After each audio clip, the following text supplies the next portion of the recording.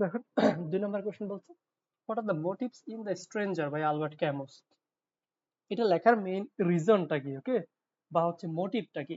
তো বলছে one of the recurrent motives, আচ্ছা মোটিভের পরিবর্তে থিমও আসতে পারে কিন্তু, ঠিক আছে, নাকি থিম উপরটা ছিল, ও তাহলে এখানে মোটিভের পরিবর্তে এইম আসতে পারে, এইম দিয়ে, যেটা লেখার উদ্দেশ্য বা লক্ষ্য কি। ওকে, তো এখানে বলছে যে Albert Camus is decay and death, এখানে মূলত সে মৃত্যু বা ডেকে এগুলো নিয়ে লিখতে চাইছে। Marcel does not show much emotion after his mother's death, যে মার্সেল মানে মার্শো আর কি, যে তার মা মারা যায় কিন্তু সে কোনো ইমোশন দেখায় না। But the society believes that he should be filled with grief, কিন্তু সমাজ তার কাছ থেকে এক্সপেক্ট করে যে তার মায়ের মৃত্যুতে তার শোক প্রকাশ করা দরকার, বা তার মধ্যে শোক গ্রিফ ফুলফিল হওয়া দরকার। To Marshall, physical death represents the complete and final end of life, but the Chaplain holds fast to the idea of an afterlife. মানে এখানে বলছে যে মার্শোর কাছে ফিজিক্যাল ডেথটা, এটা মানে তার কাছে মনে হয় যে সবকিছু, এক কথায় সে মৃত্যুকে মনে করে সবকিছু শেষ, ওকে।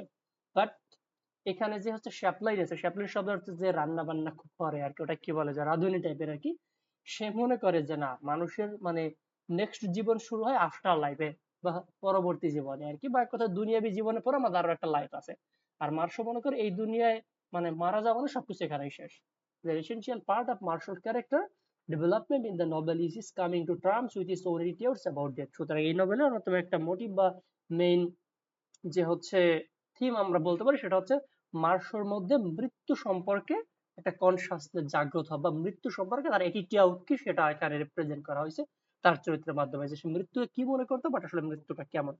Observation is another recurrent motive that recalls several components of Camus' absurdist philosophy and constant passivity towards life. এছাড়া এখানে আমরা অবজারভেশন আর একটা মোটিভ পাই, যেটা হচ্ছে যে এই নভেলের মাধ্যমে মার্শো সে আসলে না সরি মার্শো তো আলবার্ট ক্যামুস সে আসলে আমাদের জীবনের প্রতি যে ফিলসফি বা অ্যাবসার্ডিটি, মানে এক কথা অন্তঃসারশূন্য জীবনটাকে রিপ্রেজেন্ট করতে চাইছে, যে জীবনের ফিলসফিটা কেমন, টোটালি অ্যাবসার্ড, মানে কোনো মিনিং নাই আর কি, সেটি রিপ্রেজেন্ট করতে চাইছে। তখন ফার্স্ট একটা থিম দেখলাম মানে ফিলসফি অফ ডেথ, আর পরটা দেখলাম philosophy of life.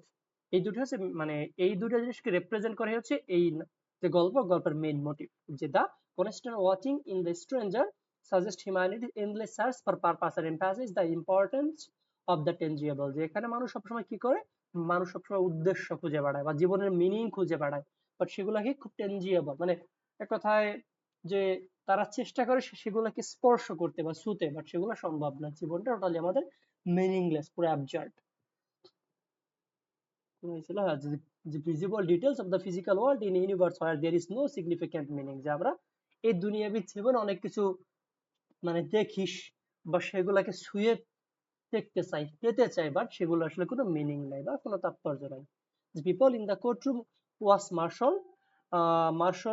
Marshall's previous action were being watched without his or our knowledge.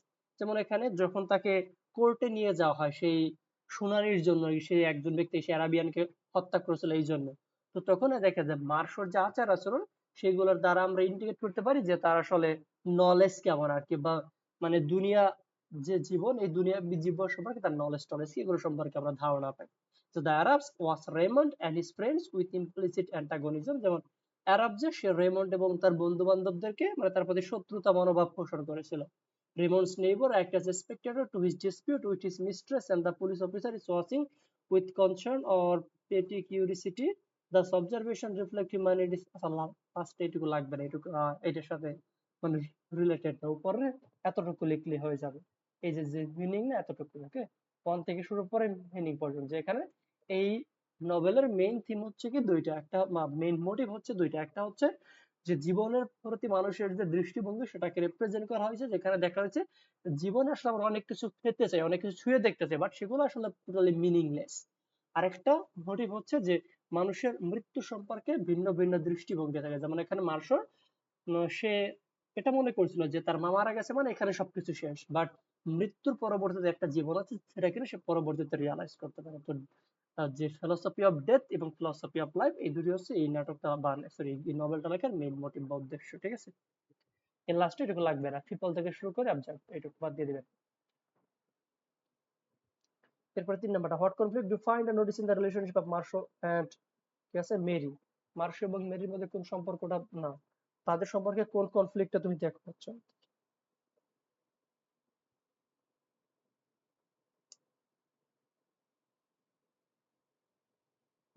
তো এখানে বলছে যে in Albert Camus novel The Stranger, the relationship between Marshall and Mary is marred by several conflicts and underlying tension. মানে দুজনের মধ্যে আমরা অনেক রকম কনফ্লিক্ট দেখতে পাই দুজনের রিলেশনশিপে। ফার্স্টে কি বলছে, ইমোশনাল ডিটাচমেন্ট, যে Meursault is emotionally detached and indifferent. সে কি উদাসীন টাইপের, যেমন আমরা সামাইজ দেখলাম যে সে একা একটা জীবন যাপন করতে ভালোবাসে। যে which contrast sharply with Marie's warmth and affection. অন্যদিকে মেরি সে কেমন, মানে তার মধ্যে আবেগ অনুভূতি আছে আর কি, ঠিক আছে। তার মানে দেখেন আবেগ অনুভূতির দিক থেকে দুইজন টোটালি আলাদা। মার্শো সে পুরো সিঙ্গেল লাইফ লিড করতে ভালোবাসে, অন্যদিকে মেরি সে মানে তার মধ্যে অ্যাফেকশন বা মায়া দয়া ওয়ার্ম বা উষ্ণতা আছে।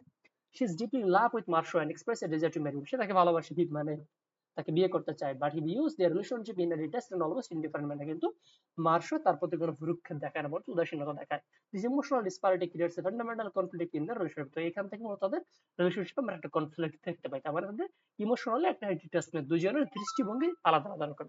এরপর বলছে কি ল্যাক অফ কমিটমেন্ট, যে Marie seeks a deeper commitment from Meursault. যে মেরি সে এক্সপেক্ট করে যে মার্শো তাকে একটা কমিটমেন্ট করুক আর কি। ওয়ান্টিং এ মোর ট্রেডিশনাল কমিটেড রিলেশনশিপ, যে হ্যাঁ মানে কথা সে গতানুগতিক, যেমন কেউ কাউকে ভালোবাসতে স্বীকার করে, কমিট করে, ওকে, বা একটা মানে প্রতিজ্ঞাবদ্ধ। তো মেরিও এক্সপেক্ট করে যে মার্শো যেন এরকম কোনো কিছু বলে থাকে। Meursault however is indifferent to the idea of marriage and committee. কিন্তু মার্শো এগুলোতে কোনো প্রকার মানে সে টোটালি ইনডিফারেন্ট এগুলোর প্রতি। He agrees to marry her not out of love but because it does not matter to him one way or the other. সে তাকে বিয়ে করতে চায় কোনো লাভ থেকে না, বরঞ্চ তার কাছে মনে হয় যে সে বিয়ে করলেও যা হবে, না করলেও যা হবে, মানে বিয়ে করা বা না করা তার কোনো পার্থক্য নেই। অথচ এই যে হচ্ছে মেরি সে এক্সপেক্ট করে যে সে তাকে ওয়ার্মথ দিয়ে বা ট্রেডিশনাল যারা হাজবেন্ড ওয়াইফ এরকম ভাবে সে যেন তাকে বিয়ে করে, বা সে একটা কমিটমেন্ট চায়। কিন্তু মার্শোর মধ্যে এরকম কোনো কমিটমেন্ট করার বা এরকম কোনো মানে আগ্রহ নাই, সে টোটাল উদাসীন টাইপের। সে বিয়ে করার আগেও তার অবস্থা যেমন, পরেও একই অবস্থা। Different values, Marie represents conventional social values. তার মধ্যে সামাজিক যে মূল্যবোধ নীতি নৈতিকতা এগুলো আছে, যেমন লাভ, মেরিজ, ইমোশনাল কানেকশন ইত্যাদি। while Meursault existentialist perspective leads him to view that না দিস ভ্যালুস আর মিনিংলেস। কিন্তু মার্শো জীবন সম্পর্কে তার এমন ধারণা যে তার কাছে মনে হয় যে লাভ, মেরিজ, ইমোশনাল কানেকশন সেটা টোটালি মিনিংলেস, মানে সে টোটালি একটা অ্যাবজার্ড টাইপের একজন চরিত্র, তার কাছে জীবনটা টোটালি মিনিংলেস। যে this philosophical conflict underpins their relationship and highlights the difference in their world views। তার মানে এই যে একটা কনফ্লিক্ট, দুজনের মধ্যে ডিফারেন্স, এগুলো দ্বারা আমরা এখানে আন্ডারপিন করা হয়েছে বা বোঝানো হয়েছে কি তাদের দুজনের রিলেশনশিপটা আসলে কেমন, অথবা ওয়ার্ল্ড মানে ওয়ার্ল্ডের প্রতি তাদের যে ভিউ পয়েন্টটা কতটা পার্থক্য বা কতটা আলাদা টাইপের। এটাকে বলতে রিয়াকশন টু এক্সটার্নাল ইভেন্ট, যে দুজনের বাহ্যিক জিনিস নিয়ে আলাদা আলাদা রিয়াকশন বা আলাদা আলাদা অ্যাটিটিউড বা দৃষ্টিভঙ্গি আছে। যে Marie is affected by social norms and expectation, যে মেরি সে সামাজিক নিয়মকানুন দ্বারা এফেক্টেড বা প্রভাবিত, whereas Meursault remains independent. Meursault total উদাসীন। ফর ইনস্টান্স, উদাহরণস্বরূপ after Meursault's crime and subsequent imprison, যখন মার্শো সে অপরাধ করে, মানে সে আরবকে হত্যা করে এবং তাকে ইমপ্রিজন বা আটক করা হয়, Marie tries to support him and maintain a connection. সে তখন যে তার সাথে যোগাযোগ রাখতে চায়, একেবারে যোগাযোগ রাখে। But Meursault's indifferent and focus on the absurdity of life drive a wedge between them। কিন্তু মার্শো জীবন সম্পর্কে তার উদাসীনতা, এটা দুজনের মধ্যে আবার একটা পার্থক্য তৈরি করে দেয়। তারপরে দেখেন এখানে এই যে মেরি সে সামাজিক বন্ডেজ দ্বারা এফেক্টেড, অন্যদিকে মার্শোর মধ্যে কোন প্রকার এরকম কোনো এফেকশন নেই। This conflicts illustrate the broader themes of existentialism and absurdism in Anata। মানে এই থিমগুলোর মাধ্যমে, এই কনফ্লিক্ট গুলোর মাধ্যমে এই নভেলের যে absurdist বা existentialism থিম সেটাকে রিপ্রেজেন্ট করা হয়েছে।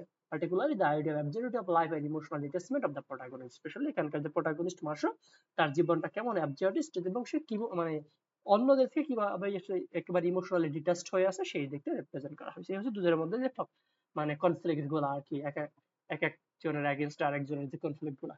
এটা নিয়ে কি সমস্যা আছে? পুরো নওশিনের হচ্ছে সৈয়দ ভাই।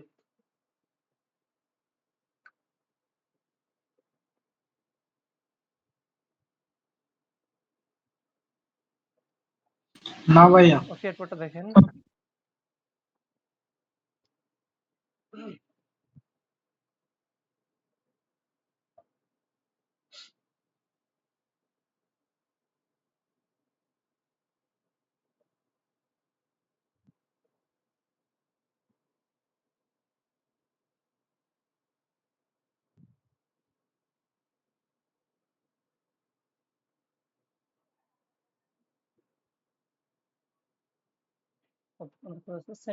Discuss the European Arab relationship in Albert Camus novel. মানে এখানে ইউরোপিয়ান আরবদের রিলেশনশিপটা আলোচনা করে। ওকে, তো ইউরোপিয়ান আরব রিলেশনশিপটা কার মাধ্যমে রিপ্রেজেন্ট করেছে? সে মার্শো এবং তাকে হত্যা করে, দুজনের মাধ্যমে।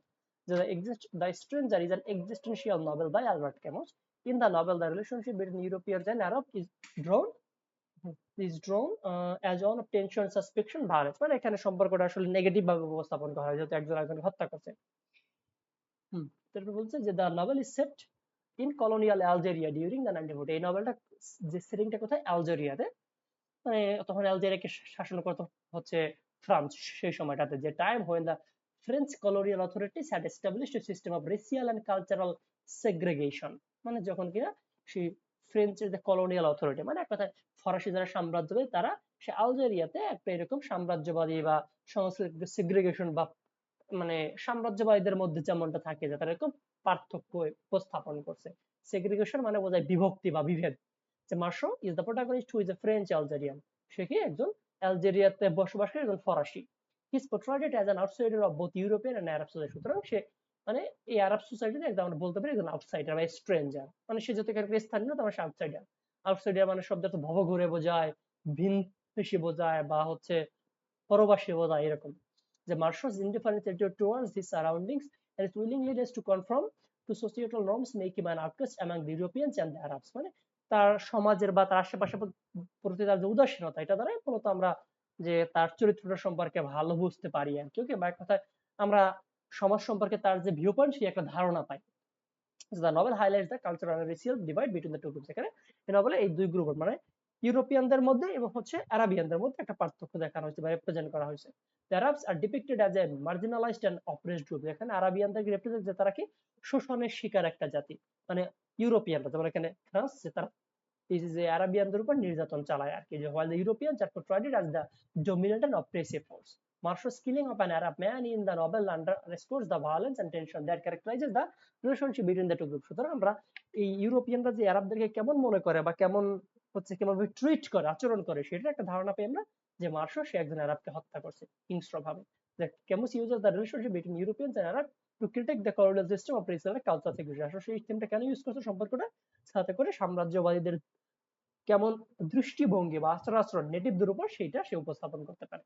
He highlights the injustice and violence that result from the system and questions the moral legitimacy of the colonial project। সেখানে সেই যারা সাম্রাজ্যবাদী, তাদের যে ইনজাস্টিস বা অবিচার গুলা, ভায়োলেন্স গুলা এখানে সে রিপ্রেজেন্ট করছে, এবং সেখানে কোশ্চেন চলছে যে তারা যে কলোনিয়াল মানে প্রজেক্ট গুলা করছে বা সাম্রাজ্যবাদ করছে, এটা আসলে কতটুকু লেজিটিমেট বা কতটুকু যৌক্তিক। মানে তারা যা করছে এগুলো আসলে অযৌক্তিক বা যৌক্তিক, সে লাস্টে কোশ্চেনটা পড়ছে। সুতরাং আমি দেখতে পাচ্ছি এখানে আরব ইউরোপিয়ান সম্পর্কটা পুরো হিংস্র টাইপের। আরবদেরকে সবসময় ইউরোপিয়ানরা নির্যাতন করে। যেমন উদাহরণস্বরূপ এখানে সেই যে মার্শো, সে একজন আরবকে হত্যা করছে। এবার বলছে যে টাইটেলের সিগনিফিকেন্সটা কি বা টাইটেলটা জাস্টিফাইড কেন। As Albert Camus was French, he wrote, মানে সে যখন ফরাসি ছিল, he wrote the stranger in French, সেটাকে ফরাসি ভাষাতে লিখছে, and gave it a French title L'Étranger, এবং সে এটা একটা ফরাসি টাইটেল দিয়েছে। এবং এই যে দ্য স্ট্রেঞ্জার বা হচ্ছে দ্য আউটসাইডার, এটা ফরাসি টাইটেল না, নামটা কি এল কি এল এট্রাঞ্জার, এট্রাঞ্জার। ওকে, এটা পার্টেতে আসতে পারে। এটার ফরাসি টাইটেলটা লিখো, যেমন আপনাদের মডার্ন ড্রামার মধ্যে আছে যে ওয়েটিং ফর গড, এটার ফরাসি টাইটেল কি? ফরাসি টাইটেল হচ্ছে এন অ্যাটেন্ডেন্ট গড, এরকম। So now let us take the case of Meursault. এখন আমরা মার্শোর মানে যে বিষয়টা আলোচনা করব, the protagonist of the novel, যে নভেলের মানে মেইন ক্যারেক্টার বা protagonist, the stranger. He is originally French man, born and brought in Arab the French Algiers. সে কি সে একজন ফরাসি হওয়া সত্ত্বেও সে আলজিয়ার্সে জন্মগ্রহণ করতে পারে। তার মা বাবা হয়তো সে আলজেরিয়াতে থাকতো, তারা ফ্রান্স থেকে আসছিল এবং সেখানে এই যে মার্শো সে জন্মগ্রহণ করছে। যে ইন মার্শো না, in Meursault is no more a foreigner in French Algiers. সুতরাং সে মানে আমরা তাকে কিন্তু একজন ফরেইনার পুরোপুরি বলতে পারবো না, কারণ যেহেতু সেখানে জন্মগ্রহণ করছে। In fact, he can be termed as a metaphorical foreigner detached from a society and common human custom। তাকে আসলে এখানে মেটাফরিক্যাল বা রূপকার্থে ইউজ করে, যে কিনা সমাজে বসবাস করা সত্ত্বেও সমাজ থেকে চ্যুত আর কি, বা ডিটাচড। যে considering all this points in view, the eye of an Arab, he is still a foreigner. সুতরাং আমরা বলতে পারি সে আসলে কি আরবে বসবাস বা আরবে জন্মগ্রহণ করা সত্ত্বেও সে একজন ফরেইনার, কারণ কি আরব সমাজের সাথে তার তেমন কোনো সম্পর্ক নাই। যে but the story says that his family has lived there for several generation. কিন্তু আমরা স্টোরি থেকে জানতে পারি যে তার ফ্যামিলি বেশ কয়েক জেনারেশন যাবত এখানে মানে বসবাস করে আসতেছে। From that point of view Meursault is an outsider. সুতরাং সেই দিক থেকে বলতে পারি সে আসলে একজন outsider. So the title of the novel can easily be suitable as foreigner. সুতরাং বলতে পারি নভেলের যে টাইটেলটা দ্য আউটসাইডার, যেটা মানে ফরেনার, এটা আসলে যৌক্তিক। ওকে, যদিও যেমন উদাহরণস্বরূপ মার্শোর ফ্যামিলিটা ফ্রান্স থেকে এখানে আসছে, ওকে, সুতরাং তারা অবশ্যই ফরেনার বা তারা আউটসাইডার। আবার মার্শো সে এখানে জন্মগ্রহণ করছে, বাট এই সমাজের প্রতি তার কোনো মানে দায়িত্ববোধ বা এরকম কোনো কিছু নেই, সে পুরোপুরি উদাসীন। সুতরাং বলতে পারি যদিও সমাজে বসবাস করতে, বাট সে একজন ফরেনার। সুতরাং নোবেল টাইটেলটা আসলে যৌক্তিক, যেখানে তারা জন্মগত ভাবেও ফরেনার বা সে অন্য দেশ থেকে এই দেশে আসছে, সেই দিক থেকে তারা একজন foreigner. The Marshal is a stranger among people around him because he is completely isolated from them. তো সে তাদের থেকে আলাদা, টোটালি আইসোলেটেড, নির্জন, একাকী।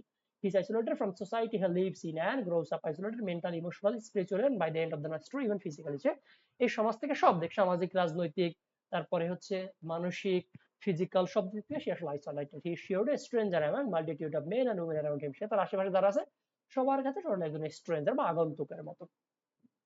সো আমরা বলতে পারি নোবেলের টাইটেলটা জাস্টিফাইড, যেহেতু এখানে টাইটেলটা দ্য আউটসাইডার বা দ্য স্ট্রেঞ্জার। এরপর হচ্ছে discuss Camus symbolic use of the light as you find in the novel. এখানে সে লাইটকে কোন সিম্বলের ক্ষেত্রে ইউজ করছে। তো এখানে বলছি অ্যালবার্ট ক্যামুস নোবেল দ্য স্ট্রেঞ্জার, বলছে the use of the light and its symbolism is a significant element that underpins the narrative and the philosophical undertones of the work. মানে এই নভেলে লাইট যে মানে ওয়ার্ডটা এটা আসলে সিম্বলিক্যালি ইউজ করা হয়েছে, ওকে। এবং এটা ন্যারেটিভ মানে মৌখিক এবং হচ্ছে ফিলোসফিক্যাল বা দার্শনিক বিভিন্ন মিনিং বা আন্ডারটোন আছে। Here are some key points about Camus' symbolic use of light. এখন আমরা লাইট দ্বারা কি বোঝাচ্ছে সেটা আমরা দেখব। ইনডিফারেন্স অফ দ্য ইউনিভার্স, দুনিয়াবী জীবনের প্রতি যে বিমুখতা, উদাসীনতা, সেটা ইন্ডিকেট করছে যে light in the stranger of represent the indifferent object nature of the universe. The universe, the intense blinding sunlight that Marshall experienced at various points in the novel reflects the harsh, indifferent reality that surrounds him. মানে এই নভেলে মার্শো সে অনেক সময় এই যে যে Sunlight এগুলা মানে অস্পষ্ট যে সূর্যের আলো, অনেক সময় সেগুলা দেখছে বা তাকে এমন সেটিং এ ইউজ করা হয়েছে যেখানে সূর্যের আলোটা অস্পষ্ট টাইপের আর কি। এটা ধরে ইন্ডিকেট করা হয়েছে কি উদাসীনতাকে।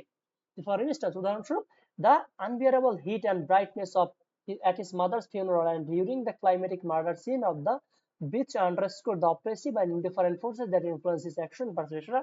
তার মা যখন মারা যায় তখন সূর্যের যে অতিরিক্ত তাপ ছিল বা সে যখন সেই মানে সমুদ্রের নিচে যায় সেইখানে যে হচ্ছে সে একজন ব্যক্তিকে যে হত্যা করে, এগুলো দ্বারা ইন্ডিকেট করা হয়েছে কি তার যে অপারেশনটা। তার মানে এখানে লাইটটা উদাসীনতা, তারপরে হচ্ছে নির্যাতনের সিম্বল আর কি ফার্স্টে।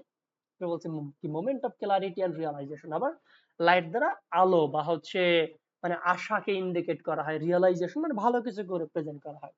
The light also symbolizes moments of clarity and existential realization for Marshall.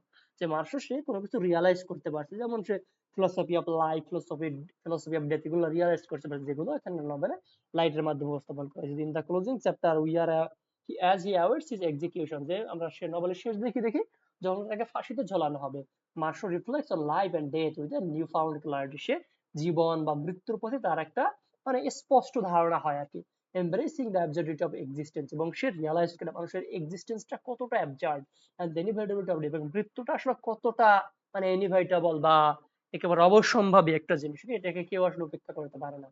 The struck light on of the causality and the clarity it brings are metaphors for his acceptance of the absurd and his realization of the need to live authentically. তার মানে আমরা এখানে এই light দ্বারা indicate করেছি কি যে তার এই যে জীবনটা যে অ্যাবসার্ড এটাকে অ্যাকসেপ্ট করছে, প্লাস হচ্ছে সে একই সাথে রিয়েলাইজ করছে মানে আমাদের ভালো মতো আসলে বেঁচে থাকা দরকার, মানে জীবন বা মৃত্যু ধারণা আমাদের থাকা দরকার। তার মানে এখানে এই যে যে হচ্ছে লাইট দ্বারা নভেলের শেষ দিকে এই জীবনের প্রতি তার যে দৃষ্টিভঙ্গি, এটা যে পরিবর্তন হয়, প্লাস সে জীবনটা যে মিনিংলেস এটা যে কি মানে রিয়ালাইজ করতে পারে বা বুঝতে পারে, সেই যে ক্লারিটি বা স্পষ্টতা বা রিয়েলাইজেশন, সেটাকেও লাইট দিয়ে ইন্ডিকেট করা হয়েছে। মানে এক কথা সে আলোর মধ্যে সবকিছু তার কাছে স্পষ্ট হয়ে গেছে, তার কাছে হোক সেটা জীবন সম্পর্কে ধারণা বা মৃত্যু সম্পর্কে ধারণা। তাই এখানে লাইট হচ্ছে আলোর সিম্বল, ক্লারিটি বা স্পষ্টতা বা রিয়েলাইজেশনের সিম্বল। কি বলছে যে contrast with darkness, the contrast between the light and darkness in the novel is used to highlight Marshall's internal state and his কি evolving understanding of life। এছাড়া সে জীবনকে মানে যে বুঝতে অক্ষম আর কি, বা জীবনের যে ইন্টারনাল স্টেট এটা সে ভালো মতো যে বুঝতে পারে না, ওকে, এটাকে ইন্ডিকেট করা হয়েছে লাইটের মাধ্যমে এখানে। যে darkness often accompanies moments of confusion, the darkness আমরা এটা জানি কি এটা হচ্ছে কনফিউশন, আইসোলেশন, এগুলার symbol, while light signifies awareness, light দ্বারা সচেতনতা বা স্পষ্টতা, কনফ্রন্টেশন, এগুলাকে বা রিয়েলিটি এগুলা রিপ্রেজেন্ট করা হয়। এন্ড সামটাইমস ডিসকমফোর্ট, অথবা মাঝে মধ্যে হচ্ছে মানে নেগেটিভ কোনো কিছু। This interplay serves to illustrate Meursault journey from detachment of a profound albeit bleak understanding of, এবং এই নভেলে একই রকম ভাবে যে মার্শো সে একজন ডিটাচড ছিল, মানে সমাজ থেকে ইভেন তার নিজস্ব সত্তা থেকে একেবারে আলাদা একজন ব্যক্তি ছিল, বাট নোবেলের শেষে সে করে তার এক্সিস্টেন্স সম্পর্কে আন্ডারস্ট্যান্ড করে, তার এই যে বিলিভ বা স্পষ্ট ধারণা এই সবকিছু দূর হয়ে যায়। এটা অনেকটা সে ফার্স্ট স্ট্যান্ডার মতো, এই যে ইনডিফারেন্স অফ দ্য ইউনিভার্স আর কি, বা হচ্ছে movement of the accelerated realisation. তো যেহেতু এখানে বড় করে লেখা আছে, চাইলে এই স্ট্যান্ডার্ডটা স্কিপ করতে পারেন। ওকে, এটার সাথে 1 আর 2 নাম্বার যথেষ্ট সিমিলারিটি আছে। এরপর আছে মোরাল এম্বিগুইটি, যে light in the stranger does not carry the traditional connotation of goodness and moral clarity, যে শুধুমাত্র লাইট দ্বারা এখানে যে মানে যে গতানুগতিক ধারা, যেমন আমরা লাইট দ্বারা আশা অথবা হচ্ছে মানে হোপ বা এরকম কিছুকে ইন্ডিকেট করি, বাট এখানে ওইরকম ভাবে ইউজ করা হয়নি। Instead it often reveals the absurdity and lack of inherent meaning of the world. তারা ইন্ডিকেট করেছে কি জীবনের যে অন্তঃসার শূন্য অবস্থা আর কি, বা আভ্যন্তরীণ অবস্থা সেটাকে। যে for example the glaring sun during the murder of the Arab men underscore the randomness and moral ambiguity of Meursault's action. যেমন এই যে হচ্ছে সূর্যের আলোয় অ্যারাবিয়ান যে ব্যক্তিরা তাকে মার্শো যে হত্যা করছে, এটা ইন্ডিকেট করেছে তার মোরাল অ্যাম্বিগুইটি, মানে সে যে নীতি বিবর্জিত একজন মানুষ সেইটাকে, যে তাদের providing any sense of moral judgement of light, যে তার মধ্যে কোন রকম নীতি নৈতিকতা বা স্পষ্টতা নাই আর কি। ওকে, তার মানে দেখেন দিনের বেলা একজন ব্যক্তিকে হত্যা করছে, তার মানে তার মধ্যে নীতি নৈতিকতার অভাব আছে। তো এটাই ওই আলোর মাধ্যমে ইন্ডিকেট করা হয়েছে। Through this symbolic use of light, Camus effectively conveys theme of existentialism, the absurd and the quest for meaning in and indifference। তার মানে এই সমস্ত যে লাইটের এই সমস্ত জিনিসের মাধ্যমে সে আমাদের জীবনটা যে মানে টোটালি মিনিংলেস বা অ্যাবসার্ড বা এক্সিস্টেন্সিয়ালিস্ট, এটা সে রিপ্রেজেন্ট করছে। Light becomes a powerful tool to reflect the internal and external conflict that Meursault face. Meursault জীবনে যে জিনিসগুলো ফেস করছে ইন্টারনাল বা এক্সটার্নাল, সেগুলো এখানে সিম্বলাইজ করা হয়েছে লাইটের মাধ্যমে, বা লাইট এখানে একটা পাওয়ারফুল টুল সেটা সিম্বলাইজ করার ক্ষেত্রে, যে making it a central element in the novels exploration of human existence. যে মানুষের মানে অস্তিত্ব সেটাকে এক্সপ্লোর করা হয়েছে নভেল এখানে লাইটের মাধ্যমে, যে এখানে লাইট দ্বারা মানুষের আশা আকাঙ্ক্ষা, তারপর অন্ধকারাচ্ছন্ন বা মানে অন্ধকারাচ্ছন্নতা অথবা হচ্ছে নীতি নৈতিকতা থেকে দূরে থাকা বা বিবর্জিত, এগুলো ইন্ডিকেট করছে এখানে। এরপর বলছে write short note on Meursault's realisation of the absurdity of life, যে সে জীবনের মিনিংটা কিভাবে মানে সরি সে জীবনের যে অন্তঃসার শূন্যতাটা কিভাবে রিয়েলাইজ করতে পারছে সেটা আলোচনা করবো। পানি খেয়ে এসে এক মিনিট।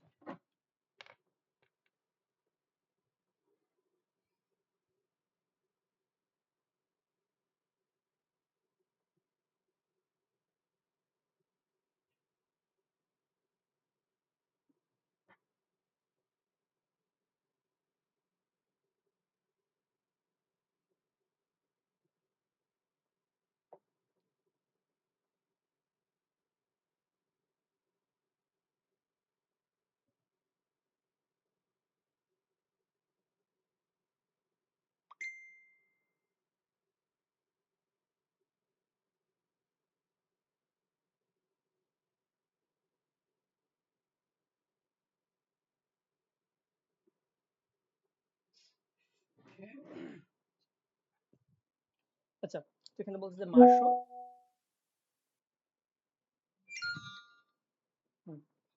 যে Meursault is the narrator who is the driving force behind Camus treatment of the absurd. যে মার্শো হচ্ছে এখানে সে ন্যারেটর, যার মাধ্যমে কেমোস আসলে অ্যাবসার্ড থিমটা উপস্থাপন করছে। In the novel, the stranger Marshall begins to realize that he does not have any faith in God and believes that the world is indifferent to human pains and happiness। এখানে এই martial চরিত্রের মাধ্যমে উপস্থাপন করেছে এবং সে realise করছে যে কি মানে ফার্স্ট অফ অল যে গডের প্রতি তার কোনো ফেথ ছিল না, এবং সে বিশ্বাস করতো দুনিয়াটা আসলে কি টোটালি মানে তার কাছে যে সবকিছু হলো ইনডিফারেন্ট টাইপের, এবং মানুষের জীবনটা আসলে পেইন বা হ্যাপিনেস মানে এক কথায় সবসময় দুঃখ দুর্দশা দুর্ভোগ এগুলো থাকেই আর কি। ওকে, হ্যাপিনেসের পরিবর্তে that is the only truth in this utterly meaningless, এবং একমাত্র সত্যটা হচ্ছে কি তৃপ্ত, এটা সে অবশ্য লাস্ট রিয়ালাইজ করে। His most obvious social trait is his disinclination, এবং আমরা তার চরিত্রে যে বৈশিষ্ট্যটা দেখি সেটা কি সমাজ থেকে চ্যুত হওয়া বা ডিসইনক্লাইনেশন। ইনক্লাইনেশন মানে আগ্রহ, ডিসইনক্লাইনেশন মানে অনাগ্রহতা। It's difficult for anyone to conceive Meursault as a rational being. এখানে মার্শো চরিত্রের যে বৈশিষ্ট্য সেগুলো সাপেক্ষে আমরা মানে তার সম্পর্কে এমন একটা ধারণা পোষণ করতে পারি যে সে আসলে একজন মানুষ, এটা আমাদের পক্ষে বোঝা খুব কঠিন। ওকে, কারণ তার মধ্যে ভালো কোনো ওরকম বৈশিষ্ট্য নাই, তাই বলা হয়েছে যে it is difficult for anyone to conceive Meursault as a rational being. He seems to be content with his simple of his job, যে সে তার জব নিয়ে সন্তুষ্ট অ্যান্ড কোয়াইট রুটিন লাইফ, এবং তার যা রুটিন লাইফ এটা সে সন্তুষ্ট। He shows no sign of grief at his mother, এবং তার মা মারা গেছে এই জন্য সে কোনো মানে তার মধ্যে কোনো ওই রকম যে আবেগ অনুভূতি নাই। He has no hesitation to declare that he does not love Mary and does not wish to marry her. Even সে মেরিকে ভালোবাসে না, সে একেবারে এটা বলতে তার কোনো হেজিটেশন নেই, মানে তার মধ্যে কোনো আবেগ অনুভূতি নেই আসলে।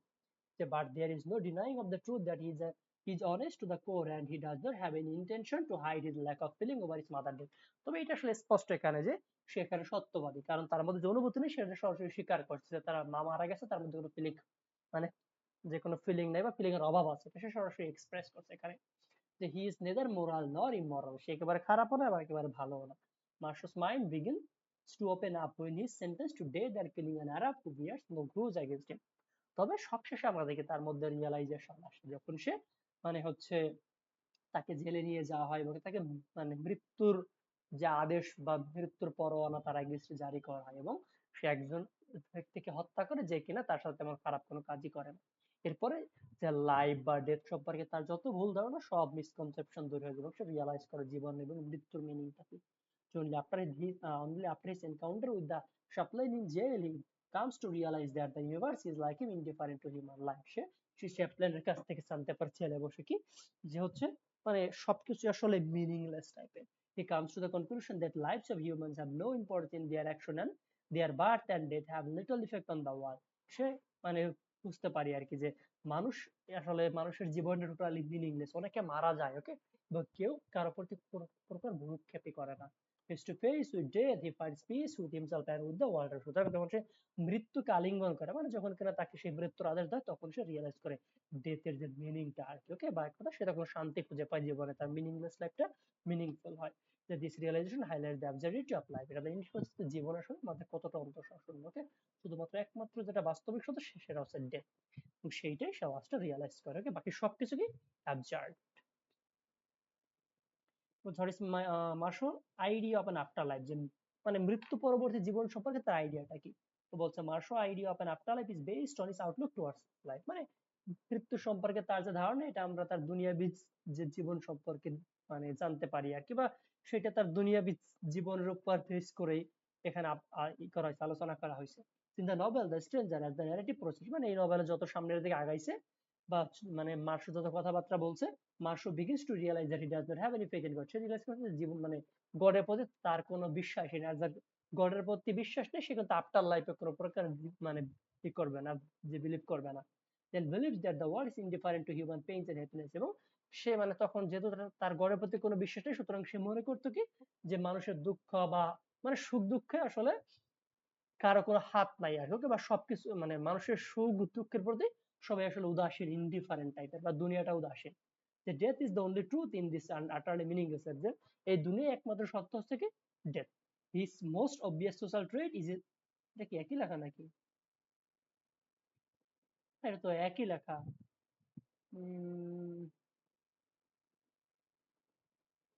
তাহলে কি 7-8 কি একই রকম? মার্কস রিয়েলাইজেশন, হ্যাঁ, অ্যাবসলিউট অফ লাইফ আর কি, marks idea on after life. না, এটা তো একবার কথা না। আপনাদের কাছে কি স্টাডি গাইড আছে অথবা হচ্ছে অন্য কোনো নোট টোট আছে?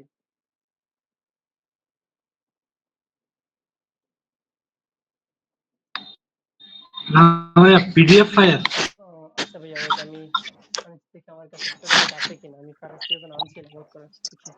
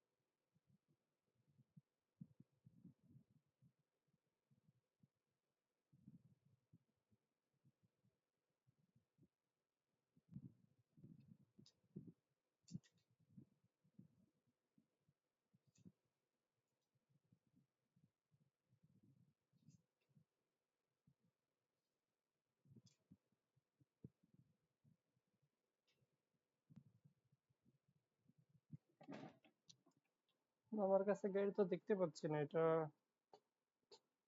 এটা কোন এডিশন? এটা বোধহয় সেকেন্ড এডিশন নাকি, না এটা ফার্স্ট এডিশনের বই।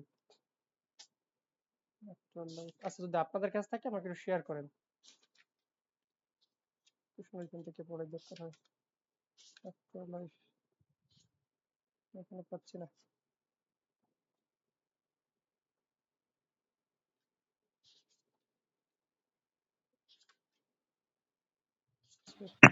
ওর লিটারেচারের পিডিএফ আছে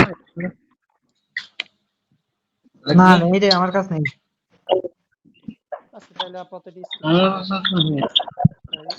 স্কিপ করি কিন্তু নাই। তারপরে কি অনলাইনে কোনো কিছু পাই নাকি? ওয়েট করো। Meursault's idea of an after life, হ্যাঁ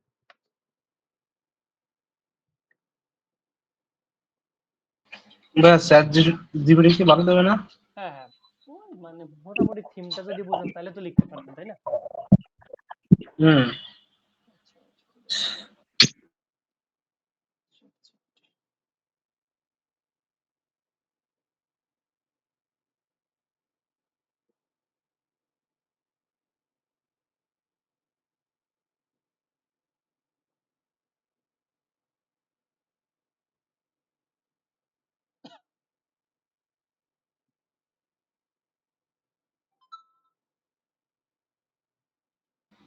ওর কালকে যাবি নি? আমি আমি হচ্ছে আনতেছি ভাই, ওয়েট করো। ইউআর এসইও Meursault idea of an after life.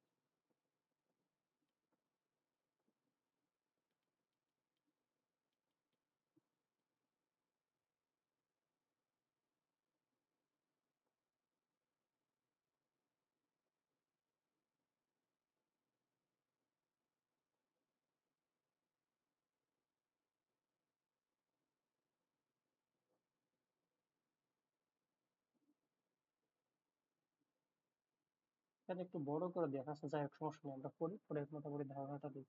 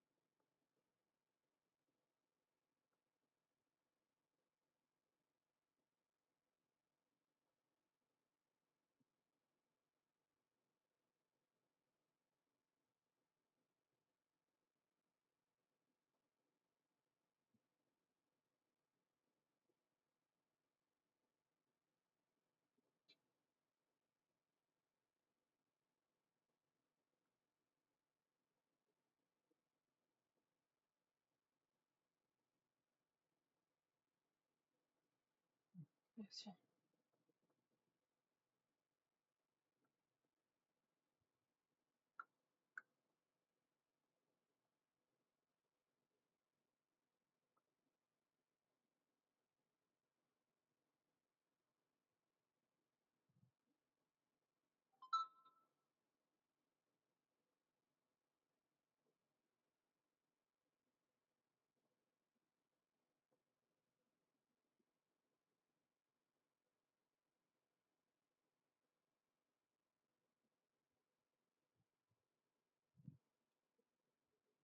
দেখুন বলছে যে Meursault the protagonist of Albert Camus novel the stranger has a notably indifferent and aesthetic view of laughter life, মানে জীবন সম্পর্কে তার ধারণা টোটালি আলাদা বা উল্টো আর কি। ওকে, হিজ আইডিয়াস আর ডিপলি মানে সে উদাসীন টাইপের আর কি। His ideas are deeply tied to the philosophy of absurdism, এবং তার আইডিয়া গুলো কি নিয়ে সম্পর্কিত? অ্যাবসার্ডিজমের সাথে সম্পর্কিত।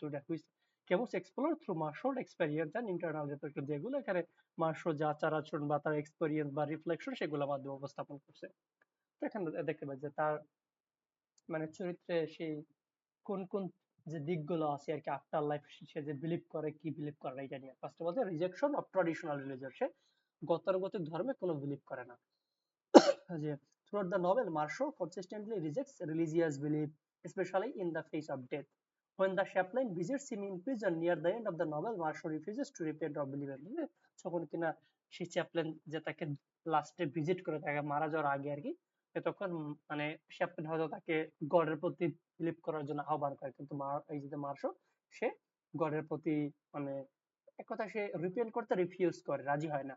He sees the chaplain faith in an afterlife as meaningless and even dishonest, preferring instead to accept death as the final end. এবং সে সেই চ্যাপলিনের কথা বিলিভ না করে বরঞ্চ ডেথকে মানে তার আলটিমেট এন্ড বলে মনে করতে অ্যাকসেপ্ট করে আর কি, বা সেইটাকে সে মনে করে যে মৃত্যুর পরে সবকিছু শেষ, এইটাকে সে অ্যাকসেপ্ট করতে চায়। যেমন এখানে বলছে, I had only a little time left and I did not want to waste it on God. This quote highlights Marshall's হচ্ছে কি believe that life is all there is and the death brings only nothingness, not a continuation of the soul. তার মানে এক কথায় বলতে চাইছে যে সে next লাইফে বিলিভ করে না। এটা বলছে focus on the present and physical, সে মানে বর্তমান নিয়ে সব সময় সন্তুষ্ট আর কি। যে Meursault's world view is grounded in the tangible physical reality of the present. He finds meaning in the sensation of life, সে দুনিয়ার আবেগ অনুভূতিতে মানে মিনিং খুঁজে পায়। The sun, the sea, physical pleasure ইত্যাদি, rather than in abstract hopes for a spiritual after life. সে এরকম কোন স্পিরিচুয়াল আফটার লাইফে মানে কোনো আশা খুঁজে পায় না, বরঞ্চ যা দেখতে পায়, যা ট্যানজিবল, এইগুলোই তার কাছে ভালো লাগে। This also connects the Camus' broader theme, the absurd conflict between humanity's search for meaning and the different universe, indifferent universe। এটা দ্বারা আলবার্ট ক্যামুস আসলে এই থিমটাকে ইন্ডিকেট করতে চাইছে যে মানুষ সে আসলে সবসময় মিনিং খুঁজতে চায়, ওকে, এরকম একটা ইনডিফারেন্ট ওয়ার্ল্ডে। So Marshall comes to accept that there is no ultimate meaning, and in doing so he finds a form of freedom, okay, এবং সে মানে হচ্ছে লাস্টে অ্যাকসেপ্ট করে আর কি যে আসলে আমাদের জীবনেতে মানে কোনো মিনিং নাই আর কি, এবং সে ওখান থেকে তার ফ্রিডম বা স্বাধীনতা খুঁজে নেয়। মানে সে বলতে চাইছে যে যেহেতু আমাদের জীবনটা মিনিংলেস, সুতরাং এখানে আসলে আমাদের স্বাধীনভাবে বসবাস করাটাই আসলে ভালো বা যৌক্তিক। তার মানে ফার্স্টে দেখলাম যে সে গডে বিশ্বাস করে না, সেকেন্ড দেখলাম যে সে আফটার লাইফে কোনো প্রকার বিলিভ করে, এবং দুনিয়াবি যে জীবন এটাকে সবকিছু মানে মেইন বা এক কথায় তার সর্বশেষ জায়গা, সর্বপ্রথম জায়গা, সবকিছু এইটাকে মনে করে। লাস্টে বলছে acceptance of the absurd and death, যে by the end of the novel Marshall embraces the idea that death is inevitable and final, এবং সবশেষে রিয়েলাইজ করে কি মৃত্যু আসলে সবকিছু, rather than despairing over the absence of an afterlife he feels liberated, যে সে আফটারলাইফে কোনো প্রকার বিলিভ করে না, বরঞ্চ সে মনে করে এই দুনিয়ায় মারা গিয়ে সে আসলে স্বাধীনতা লাভ করবে। he finds peace in the recognition that the universe is indifferent, এবং সেইটা জেনেই মানে তার কাছে ভালো লাগছে বা সে আনন্দ অনুভব করছে যে দুনিয়াটা হচ্ছে ইনডিফারেন্ট বা উদাসীন, and that he like all people will eventually return to the earth and will be forgiven, এবং সে আসলে অন্যদের মতে এটা বিশ্বাস করছে যে তাকে আবার দুনিয়াতে ফিরে আসতে হবে এবং হয়তো তাকে ভুলে যাবে। এক কথায় সেখানে পুনর্জন্মে বিলিভ করে, বাট আফটার লাইফে কখনো বিলিভ করে না। যেমনটা এখানে বলা আছে যে as if that blind race and had watched me clean, rid me of hope for the first time in that night alive with things and stars, I opened myself to the gentle indifference of the world। তারপরে লাস্টে সে মৃত্যুকে accept করে, এবং সে মনে করে after life বলতে কোনো কিছুই নাই, বরঞ্চ আমাদের দুনিয়াতে আবার ফিরে আসতে হবে, সবাই আমাদেরকে আসলে একটা সময় ভুলেই যাবে। In summary, Marshall does not believe in an afterlife, তার মানে সংক্ষেপে যদি বলি সে আসলে কোনো আফটার লাইফে বিলিভ করে না। He views death as the end of the consciousness and rejects religious comfort or divine justice। সে ধর্মীয় কোনো কিছু বিলিভ করে না এবং মনে করে এই দুনিয়াটা মারা যায় মানে এখানে সবকিছু শেষ। His outlook is stark but consistent with Camus' existential and absurdist philosophy। যদিও মানে জীবনের প্রতি বা মৃত্যুর প্রতি মানে সরি মৃত্যুর প্রতি তার যে দৃষ্টিভঙ্গিটা সে হার্শ, এটা পুরো স্ট্রাক বা দৃঢ়, কিন্তু আসলে এখানে কেমুস সে বোঝাইতে চাইছে যে মানুষের জীবনটা কতটা অ্যাবসার্ড বা তারা কতটা এক্সিস্টেন্সিয়ালিজম মানে অস্তিত্ব বোধে ভোগে। In the absence of cosmic meaning, one must find peace and authenticity in life itself, এবং একজন মানুষ আসলে জীবনের প্রতি মিনিং বা শান্তি খুঁজে মানে দরকার আছে আর কি, ওকে। তো এখানে এই যে মার্শো সে আসলে ধর্মের প্রতি কোনো বিশ্বাস করে না, সুতরাং আফটার লাইফের প্রতি তার কোনো বিলিভ নেই, এবং সে মনে করে এই দুনিয়াতে আসলে সবকিছু শেষ। হচ্ছে তার আফটার লাইফ নিয়ে কনসেপ্ট। এরপর আর একটা আছে মনে হয়, দেখেন যে হচ্ছে write a brief about Meursault's trial, যে তাকে যে কোর্টে নিয়ে গিয়ে শুনানি শোনানো হয়, বা তার যে কি বলে ওটাকে, যে হচ্ছে তার এগেনস্টে কি বলে ওটাকে, যে হচ্ছে রায় দেয়া হয়, তো সে এটা আলোচনা করে। বলছে যে Meursault may officially be on trial for killing a Arab, মানে এখানে তাকে একজন আরবকে হত্যা করার জন্য তাকে ট্রায়াল বা শুনানিতে আনা হয়েছে।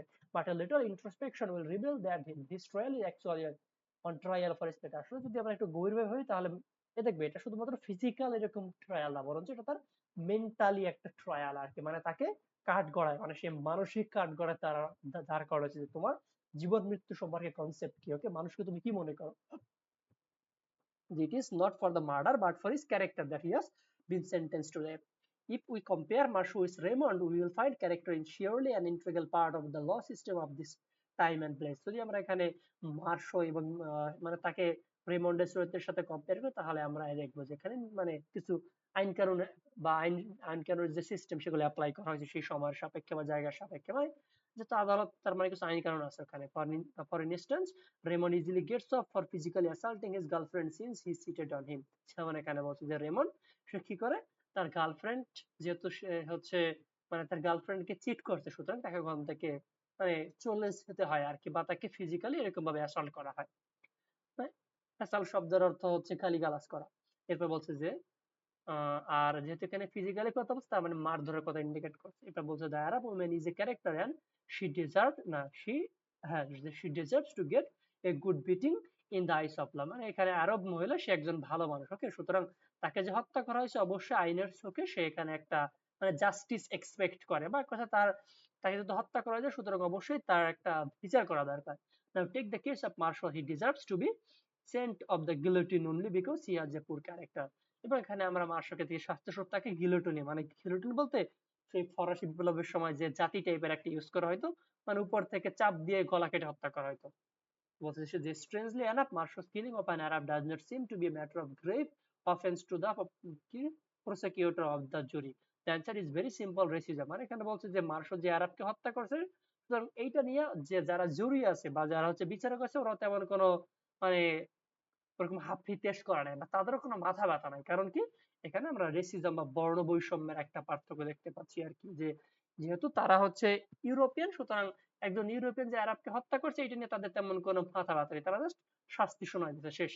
That now for a brief history lesson, the French started colonizing Algeria around 1930. By 1940 Algiers, the city where you find the setting of the novel, the stranger is already French territory। মানে এখানে ফরাসিরা যে আলজেরিয়াতে মানে সে সাম্রাজ্যবাদী যে মনোভাব এটা পোষণ করতেছে সেটা স্পষ্ট, যে একজন আরাবিয়ানকে হত্যা করা হয়েছে, জাস্ট শাস্তিটাই শোনানো হয়েছে, ওকে, বাট মানে যে কোনো গ্রেভ করে তার মৃত্যুতে কোনো শোক টোক করে এরকম কোনো কিছু করা হয়নি। It is nothing unusual, the French are considered superior to the Arab। সুতরাং এখানে কোনো কিছু আসলে unusual না, ওকে। যারা ফরাসি তারা সবসময় মনে করো তারা আরবদের চাইতে সুপারিয়ার।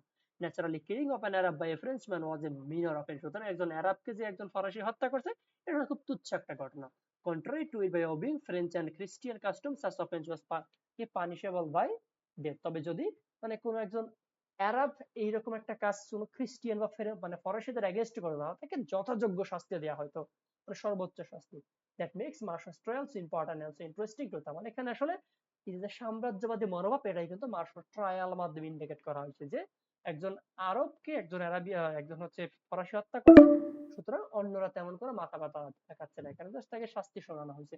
কিন্তু যদি একই কাজটা একজন আরব করতো, একজন ইউরোপিয়ান হত্যা করতো, তাহলে তাকে জঘন্য ভাবে তাকে শাস্তি দেওয়া হয়তো, বা এটা মানে হচ্ছে অবশ্যই ইফেক্ট আরো বেশি হইতো আর কি।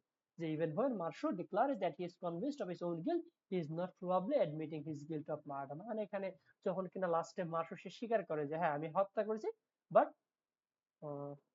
ঠিক আছে, ইভেন when Marshall declares, যখন সে ঘোষণা করে that he is convinced of his own guilt, যে আমি আমার অপরাধটা বুঝতে পারছি, he is not probably admitting, ও মানে এখানে বলছে যে মার্শো সে লাস্টে বুঝতে পারে তার অপরাধটা, কিন্তু সে অপরাধটা স্বীকার করে না। এটা দ্বারা মানে সাম্রাজ্যবাদের যে সুপারিয়র তারা যে সব সময় নেটিভদের উপরে থাকে এটাকে ইন্ডিকেট করা হচ্ছে। হচ্ছে মার্শাল ট্রায়াল এবং সেটা সিগনিফিকেন্স। তার মানে বলতে পারি যে মার্শো সে একজন হচ্ছে ফ্রেঞ্চ আলজেরিয়ান আর কি, এবং সে একজন আরাবিয়ানকে হত্যা করে যার ফলে তাকে শাস্তি দেওয়া হয়।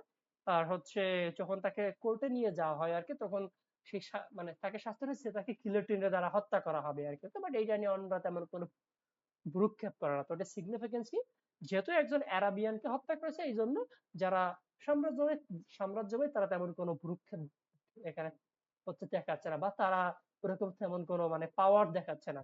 আর অন্যদিকে যদি একই কাজটা একজন অ্যারাবিয়ান করতো, একজন খ্রিস্টিয়ানকে বা একজন হচ্ছে ফরাসিকে হত্যা করতো, তারা সর্বোচ্চ শাস্তি হতো। এবার মানে অন্য এবার তারা খুব বেশি রিয়াক্ট করতো আর কি।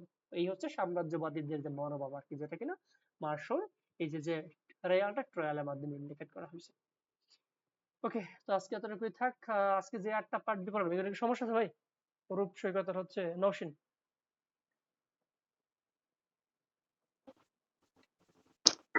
ভাইয়া না, আর একটু পড়ে নিই তারপরে বলবানে কালকের ক্লাস। আচ্ছা ভাইয়া, তো নেক্সট ক্লাসে আমরা ঠিক তাহলে আছে। পার্ট সি দিয়ে শুরু করবো।